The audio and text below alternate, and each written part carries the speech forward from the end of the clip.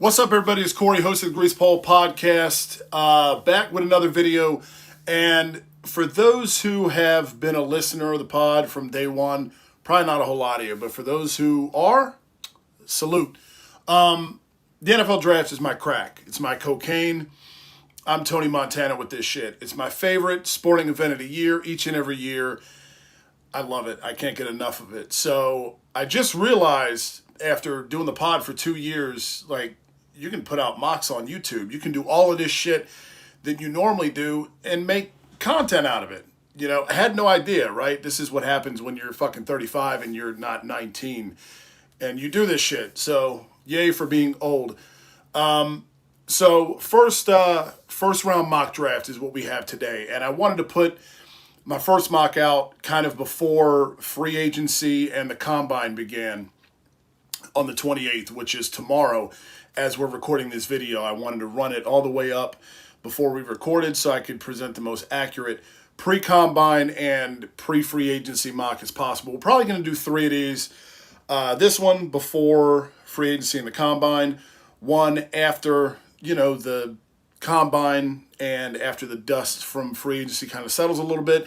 And then a final mock right up before April 27th, which is the first round of the 2023 NFL draft. So no trades in this one, okay? I didn't want to do any of that shit. I feel like that kind of convolutes a mock a little bit. At that point, it becomes like a dick measuring contest and everybody tries to, predict trades and then picks and shit like this, and it just becomes too much. So straight up 1 through 31, because Miami wanted to tamper, so they don't get a first rounder this year. So 1 through 31, our first mock draft of the 2023 mock draft season. So hit the subscribe button if you're an Eagles fan, especially. Even if you're not, we're going to have a ton of draft shit coming your way for the next 2 months leading up to the first round at the end of April. So again, 1 through 31, your typical mock, no trades, pre-free agency, pre-combine. So first team on the clock, obviously, is the Chicago Bears. And with the first overall pick in the 2023 NFL Draft, the Chicago Bears select Will Anderson, edge rusher out of Alabama. In this pick, it's widely expected that the Bears trade out of this pick, but if not, they like Justin Fields, so it comes down to Will Anderson or Jalen Carter. Carter feels kind of similar to like this year's Trayvon Walker in terms of shooting up draft boards. And this could easily be Carter by the time April 27th rolls around. But for now, I've got Anderson. The Bears only put up 20 sacks in 2022, which is an embarrassingly low number. So Chicago desperately needs a pure pass rusher. And Anderson's that long, athletic edge rusher that can win in a variety of ways. And despite a, quote-unquote down year in 2022, he's still the best pass rusher that this class has to offer. Second overall pick, Houston Texans select Bryce Young, quarterback out of Alabama. Look, the Texans are a mess, okay? And Davis Mills and his big-ass neck isn't the answer. So Houston takes the, instinctive and incredibly accurate Alabama quarterback in Bryce Young in hopes of getting back on track with the Miko Ryans there, returning to Houston as new head coach of the Texans. Third overall pick, Arizona Cardinals select Jalen Carter, defensive tackle out of Georgia. And this is another candidate for a team looking to take a quarterback to move up, to trade up here. The Cardinals have the luxury of kind of letting the board fall to them, right? They get their choice of either of the blue chippers along the defensive line in Anderson and Carter. And here is the Georgia Bulldog that lands out in the desert. Carter's so disruptive, especially for a guy that's 6'3" and 300 pounds. And he can line up anywhere along the defensive line as well. So you've got that versatility. He's effective against the run and the pass as well. And he's one of those guys on the defense that opposing offensive coordinators have to account for on every single play. Fourth overall pick, Indianapolis Colts select Will Levis, quarterback out of Kentucky. Jersey football, right? Penn State transfer as well. He's probably among the most polarizing players in this class, but he's also my QB1 of this class, and I think the same could probably be said for Colts GM Chris Ballard. If you look at their history, Indianapolis likes big bodies, and Levis definitely fits the bill. And he's coming off a weird year with Kentucky where, they lost some key guys to injury in the draft, and Levis himself played injured, but he has all the tools and intangibles you could ask for. And I fucking love the new fit with new head coach Shane Steichen, former Eagles offensive coordinator. So Levis to Indianapolis with the 4th pick. 5th pick, Seattle Seahawks select Tyree Wilson, edge rusher out of Texas Tech. The Seahawks need help rushing the passer. And, you've got the 2 blue chippers and Anderson and Carter off the board already. Wilson may have the highest ceiling of the remaining edge rushers. He's got size, 6'6", 275, incredible length with a 7-foot-plus wingspan. And if he shows his speed at the combine, he could absolutely hear his name called very early on April 27th. He's got such a unique build to him. He's a physical freak. Wilson to Seattle with the 5th overall pick to round out the top 5. 6th overall pick, Detroit Lions select Devin Witherspoon, cornerback out of Illinois.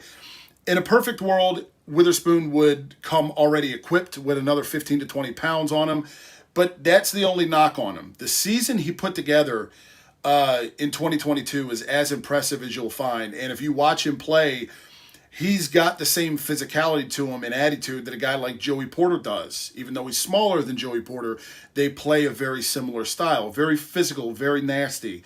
Detroit's trying to build an identity with this team, right? Dan Campbell. And I love either guy at this spot, Porter or Witherspoon, to fit what Dan Campbell's trying to do with the culture there in Detroit. But with that stellar 2022 season fresh in the minds of the Lions, the tiebreaker goes to Witherspoon here with the 6th overall pick. 7th pick, Las Vegas Raiders select Anthony Richardson, quarterback out of Florida. And I've got a feeling, I'm sure many do, that evaluators will fall in love with the athleticism of Richardson in this pre-draft process, and others will be a hard pass because of that inconsistency. So who better to snatch him up than the Raiders, given their history in the draft? I don't love this fit so long as Josh McDaniels is there, because Richardson's going to need time to develop, but he could have the highest ceiling in terms of dynamic talent of all 4 quarterbacks that are going to go in the first round, all 4 that we know are going to go in the first round of this draft. And it's also weird because as dynamic as he is, like you saw against Utah, he'll miss also wildly on a lot of easy shit. I think he completed around 40% of his throws against Kentucky, had a couple of picks. So week in and week out, you don't know what you're getting out of Richardson. That's why it's so imperative that he get the time to kind of sit and learn, right? That old cliche. You can't just throw him to the Wolves week 1. If you put Richardson in the right situation, you might have something. I don't think that's the case with the Raiders and McDaniels, but it feels like a very Raider pick to me. 8th overall pick, Atlanta Falcons select Myles Murphy, edge rusher out of Clemson. The Falcons could go a number of directions here, as they've got one of the most wonky rosters in the NFL. But for right now, I'm giving him Murphy, who, admittedly, I don't know exactly where I'm at with him yet. You see the flashes on tape, and he comes from a big program like Clemson, so you've got that brand familiarity there. You feel safe taking a player from a program like Clemson. But the production isn't exactly there that you want from a top 10 pick. I'm going to pencil him in for now based off the pure athleticism he's got. But much like all of this shit, it's subject to change. But Murphy to Atlanta with the 8th pick. 9th pick in the draft, Carolina Panthers select C.J. Stroud, quarterback out of Ohio State. It's funny looking back a year ago, right? It was Bryce Young and C.J. Stroud. C.J. Stroud and Bryce Young. And here you got Stroud ends up being the 4th quarterback taken, but if you're Carolina, you absolutely consider that a win. The former Buckeyes, both accurate and efficient. He can move well in the pocket and dodge pressure. This would be a dream scenario for Carolina if you have a guy like Stroud fall in your lap at 9. And so they pull the trigger here in our mock 1.0. Let's round out the top 10 with the Eagles. 10th pick in the draft, courtesy of the New Orleans Saints. The Philadelphia Eagles select Joey Porter Jr., cornerback out of Penn State. I'm not going to deep dive too much into this pick here since a full first round mock. Look, that'll happen plenty over the next 2 months here on the channel. But as of right now, I think this pick is either an edge rusher or a corner. We know Howie's track record, and this is high for a corner given his history. But unless you can trade back and get extra picks, I think it's a bit too early for a Lucas Van Ness or a BJ Ojolari, and you're better off waiting for the back end of the first round to address the edge and get the higher end player at corner here with the 10th pick. We all assume that the Eagles won't be able to afford James Bradbury. I mean, it'd be awesome if Howie pulls that off, but Jalen's about to get paid, and C.J. Gardner-Johnson's a priority as well. I think Howie would probably prefer Witherspoon fall here, but in this instance he didn't, so Porter it is. And Porter would be great opposite Darius Slay, and we've seen these big physical corners go early in recent years. Porter's got good size at the position at 6'2", 195, and is as physical as they come. The knock on him is that he sometimes gets a little too physical, but after watching him every Saturday at Penn State the last few years, I love the tenacity that Porter would bring to Philly. Out of the top 10 to the 11th overall pick, where the Tennessee Titans select Paris Johnson Jr., offensive tackle out of Ohio State. It's odd because the Titans aren't that far removed from being the number one seed in the AFC, even if they were probably the weirdest one seed in recent memory. Former GM John Robinson essentially traded A.J. Brown for Treylon Burks during night one of the last year's draft. We remember that as Eagles fans. And while Tennessee clearly misses the production that A.J. brings, Burks is a piece that you can build around. He's good enough. You saw flashes in his rookie season. New GM Rand Carthen doesn't yet have a track record to go off of, but whoever's taking snaps, whether it's Ryan Tannehill or Malik Willis, will benefit from the selection of Paris Johnson, who's a plug-and-play day one starter that will provide some stability to that Titans offensive line, especially after the recent release of veteran Taylor Lewan. 12th overall pick, Houston Texans from Cleveland select Peter Skoronski, offensive tackle, Northwestern. And the Texans are fortunate to have another first-rounder to build around their new quarterback, and they could go anywhere here as well. I get wide receiver is the popular choice here, but why not invest in the trenches when the college game is literally just cranking out wideouts by the bunch every year? Skoronski is one of the safest picks in this draft, and so long as you don't assume he'll play tackle and are open to him at guard, he's been remarkably consistent throughout his college career, and much like Rashawn Slater a couple years ago, there's going to be an active debate about whether or not he'll be a better guard than tackle at the NFL level, and it's all because of his arm length. I love the combine, but this shit is so weird sometimes how we dissect dudes' genetics like a fucking frog in biology class, right? Much like Slater, who also played at Northwestern, Skoronski was excellent at tackle, and until proven otherwise on the field, I wouldn't say he's not a tackle, quote unquote. Slater's turned out to be an all-pro at tackle, and Skoronski could absolutely do the same at either position, guard or tackle. So not the sexiest pick to follow up Bryce Young, but a pick that will help keep him upright, especially given the concerns with his size if he ends up being the pick for Houston at 2. 13th pick, New York Jets select Brian Branch, safety out of Alabama. And when it comes to the Birds, Branch is near the top of my board with the 10th pick. And here it's Howie Roseman's protege that lands one of the best players overall in this draft. Branch has a high football IQ and can do anything you ask for from a safety. He's so versatile. You won't see him give a half-assed effort on a tackle. He's good in coverage. He can blitz effectively. And perhaps most importantly, Nick Saban trusted him. And that's fucking hard to do. 14th pick, New England Patriots select Zay Flowers, wide receiver, Boston College. Bill Belichick tends to march to the beat of his own drum a little bit. Just look at the Cole Strange pick last year that had everybody going, what the fuck? Wide receiver is a need for New England, and Flowers probably shouldn't be the first wideout off the board, but the Patriots staff worked with him at the Senior Bowl. Not to mention, he played college football at Boston too, dude. So he's very good as a route runner, and he's slight, 5'10", 175, but he's a guy that's a weapon when lined up in the slot. He's dangerous. And yes, Belichick's history of drafting wide receivers is shit. The jury's still out on last year's second-rounder Tyquan Thornton, but who else do they have there? This one's an early gut feeling that's subject to change, like all of it is, which is why this is mock 1.0, but I like the fit there of Flowers to New England. 15th overall pick, the Green Bay Packers select Dalton Kincaid, tight end out of Utah. The Packers are perennially one of the weirdest teams to mock every year. And after years of refusing to use a first rounder on a weapon for Aaron Rodgers, wouldn't it be funny if they trade him and then finally decide to draft offense in the first round?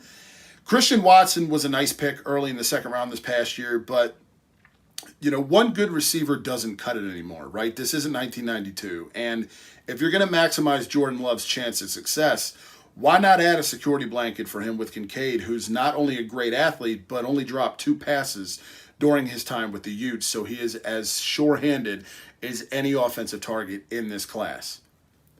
16th pick, the Washington Commanders select Christian Gonzalez, cornerback out of Oregon. 6'2", 200 pounds. Gonzalez is he's an outstanding athlete, right? He checks every physical box that you could want in a corner. He'd be a perfect prospect at the position if he were just a little bit better in run support, but that's something that could be coached. Much like Witherspoon and Porter, he's physical, he can run with NFL wide receivers, and he's scheme transcendent. He can fit in any scheme, you can do anything with him. And not to mention, he fills a massive need for the Washington Commanders as well.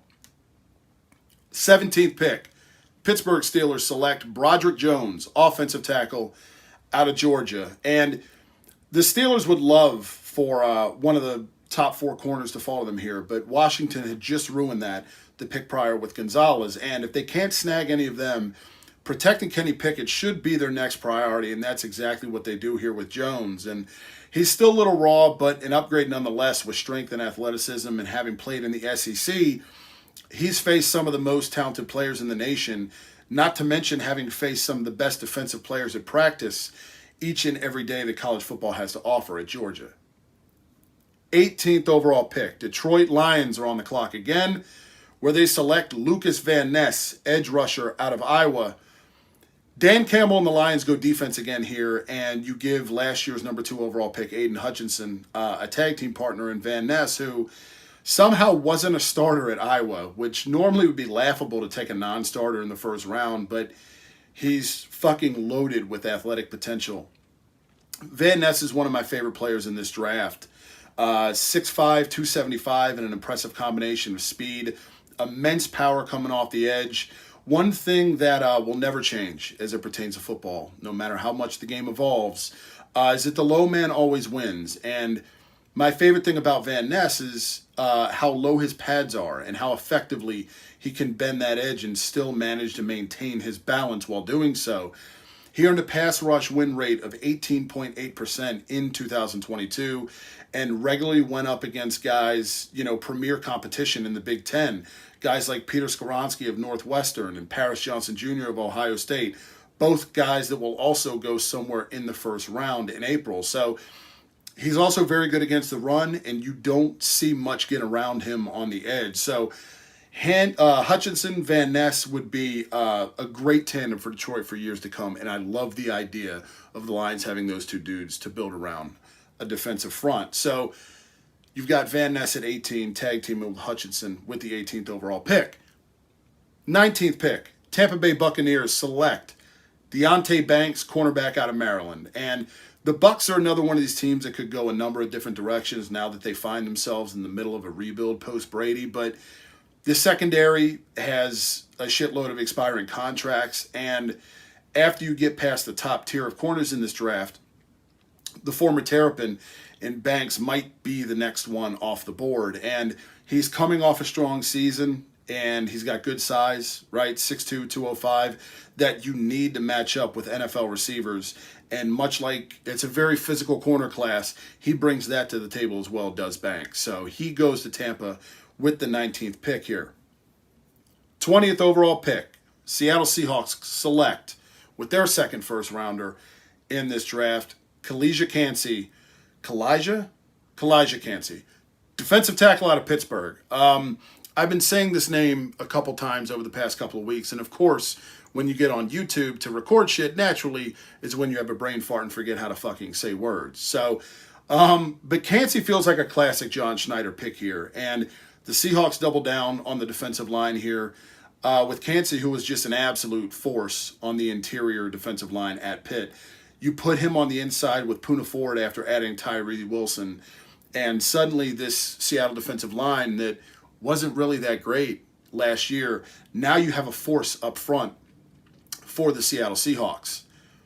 The Miami Dolphins, again, would have had the 21st pick, but they forfeited it, what would have been the 21st pick, due to tampering with Tom Brady and Tyreek Hill. So the 21st pick now goes to the Los Angeles Chargers, who take Michael Mayer, tight end, out of Notre Dame. And Justin Herbert, who I love, can absolutely survive with Keenan Allen and Mike Williams for another year, even though it seems like one, if not both of these motherfuckers, is made of peanut brittle and always injured.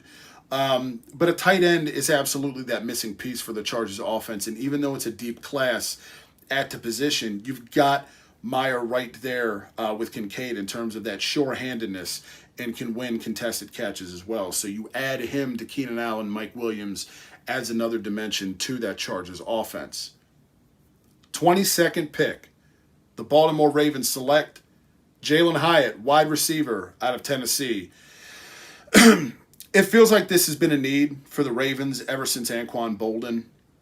You know, and look, I'm a Rashad Bateman guy, but he hasn't played a full season, and when he went down with an injury last year, Baltimore's offense just didn't look the same. So Lamar Jackson, or whoever the hell is playing quarterback for the Ravens, is going to need somebody other than Mark Andrews should Bateman miss time. And who better than Hyatt, who's the best in his class at taking the top off the defense with that blazing speed he's got. And if Bateman can manage to stay healthy, it's even more of a plus. And suddenly that Ravens offense turns into a unit that can strike anytime. 23rd pick, the Minnesota Vikings select Emmanuel Forbes, cornerback out of Mississippi State. The Vikings also need help on the edge, right? That's no secret. But the board doesn't exactly fall in their favor at this spot right now. Instead, they're going to address their other glaring issue on defense with Forbes. And dude's a ball hawk. He led the SEC in interceptions in 2022 with 6 picks. He's very good at being able to read the quarterback. You can see that when you watch him play, watch him jump routes and receivers. Forbes is probably one of those guys that teams will either really like or not care for. He's not a regular right now. He's not a lock around the circuit, first-round mocks. But I'm very much a Forbes guy when you get to that next tier of corners in this draft. And he'd be a day one starter and an immediate upgrade on that Vikings defense for new defensive coordinator Brian Flores. 24th pick, Jacksonville Jaguars select Brian Bresee, defensive lineman out of Clemson. I love the idea of a tight end to Duval. I love it, but the board just didn't fall in the Jags' favor here in this one. So they opt for a position of need and bet on the potential of Bresee, who is a former number 1 overall recruit. 25th pick, New York Giants select Osiris Torrance, guard out of Florida. And look, I know the Giants need a wide receiver in the worst possible way, but with this year's group of receivers being kind of sort of a down class, I think you wait for the second round and you take the sure thing along the offensive line. Now that both tackle spots are finally solidified with last year's selection of Evan Neal, you had Andrew Thomas as well a couple of years ago. Eventually, attention has to be given to the interior of this offensive line, and Torrance is too hard to pass up here. He is essentially a prototype at the guard position. So he's a people mover, and it's a fucking blast. It's a great time watching him on tape if you enjoy watching play in the trenches. So Osiris Torrance to the Giants at 25. 26th pick, the Antichrist, Dallas Cowboys select Quentin Johnson, wide receiver out of TCU. The Cowboys had to bring in T.Y. Hilton off the streets this past season. So somebody opposite CeeDee Lamb would be a huge hockey assist for Dallas, right? And Jerry Jones stays in Texas here because, as we all know, Texas loves Texas and takes TCU's Johnson, who's got a unique combination of speed and size at 6'4", 215 pounds. And watch that twitch he's got downfield, especially for a guy his size. Not a lot of guys that big come equipped with that. So he's got a special skill set, does Johnson. He goes 26 to Dallas to tag team up with CeeDee Lamb. 27th pick. Buffalo Bills select Bijan Robinson, running back out of Texas. And for a team that's so good, the Bills do have some glaring needs. I think Osiris Torrance would be ideal here, but he's off the board, so Robinson finally hears his name called. And it's a shame he didn't play 10 to 15 years ago, because he would have absolutely been a top 5 pick, right? He can run, break a shit ton of tackles, catch out of the backfield. He can even block. Buffalo can't pass him up here, I don't think. And aside from interior offensive line help, and I think it's a little early for, a Steve Avila out of TCU. Robinson's the next best thing you can get to make Josh Allen's life easier here. 28th overall pick, the Cincinnati Bengals select Darnell Washington, tight end out of Georgia, like a glove. I love Washington to Cincinnati because it kind of fills two needs with the same player. He's an excellent blocking tight end, and while the Bengals' offensive line is improved, there's still room for improvement. He's also fucking huge, 6'7", 270 pounds, and would create matchup problems and give Joe Burrow an extra dimension in addition to Jamar Chase and T. Higgins on the perimeter. Again, put an asterisk here, as you do with any of these picks in a mock at this point before the combine and free agency. The Bengals may be losing some guys in free agency, Jesse Bates, Von Bell. Obviously, if that happens, if they don't bring either or neither of them back, that kind of adds a different wrinkle to this equation. But I love Darnell Washington to the Cincinnati Bengals. 29th overall pick. The New Orleans Saints sneaked their way back into the first round from the Denver Broncos to select Jahmyr Gibbs, running back out of Alabama. And of course, quarterback is the need for New Orleans, and there are others. But Tanner McKee here is absurd. I don't like that. That seems like a reach to me, and I don't dislike McKee, but I don't like him at 29th overall. Alvin Kamara is almost ancient in terms of running back years, and aside from his contract, he's found himself in some legal stuff lately, and the Saints could look to move on from him and get cheaper at the position with Gibbs, whose style of play is very similar to that of Alvin Kamara's. 30th pick in the NFL Draft 2023, Mock 1.0, the Philadelphia Eagles select Keion White, edge rusher out of Georgia Tech. And you got to believe that Howie Roseman will use one of the Eagles' two first-rounders on an edge rusher with much of the depth that makes the Birds' D-line such a problem getting up there in age. Brandon Graham's going to be 35, and White feels like a guy that Howie Roseman will love with his size and versatility.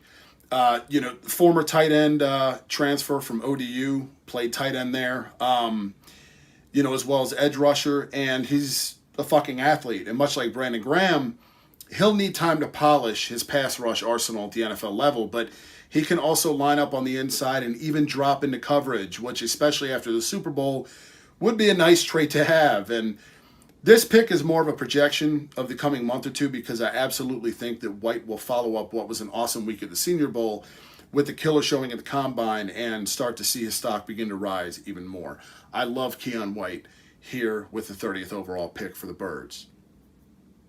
And last, but fuck them, 31st pick in the draft, the Kansas City Chiefs select Jackson Smith-Njigba, wide receiver out of Ohio State. And Kansas City adds another dude with a hyphen with the last pick of the first round yet again. Arguably the best wide receiver in this class somehow falls to the end of the first round, and it couldn't work out better for KC. The Chiefs wide receivers, aside from the potential of Kadarius Toney, they were just kind of there this past season, and adding JSN to the mix would be an immediate upgrade and inject some youth for the long term. On an Ohio State team with, last year's first rounders, Garrett Wilson and Chris Olave, and Njigba still managed to stand out. He's a playmaker, a damn good route runner, and, all three levels he can make plays. So that would make this Chiefs offense even harder to deal with, and he would help Mahomes out a shit ton. So there we've got our first round mock of the 2023 draft season, and we'll have plenty of draft coverage coming your way in terms of first round mocks. As we were saying, we'll have another one after the Combine and as the dust begins to settle on free agency. In the meantime, what are your thoughts on our first mock draft of the season? And furthermore, I encourage you to leave your thoughts on the draft below. It's, as I said, it's my favorite sporting event of the year, and there's few things I like more than talking about the draft. So Be sure to hit that subscribe button for more Eagles content and plenty more to come revolving around the draft leading up to April 27th and the start of the 2023 NFL Draft. We'll see you next time. As always, go Birds.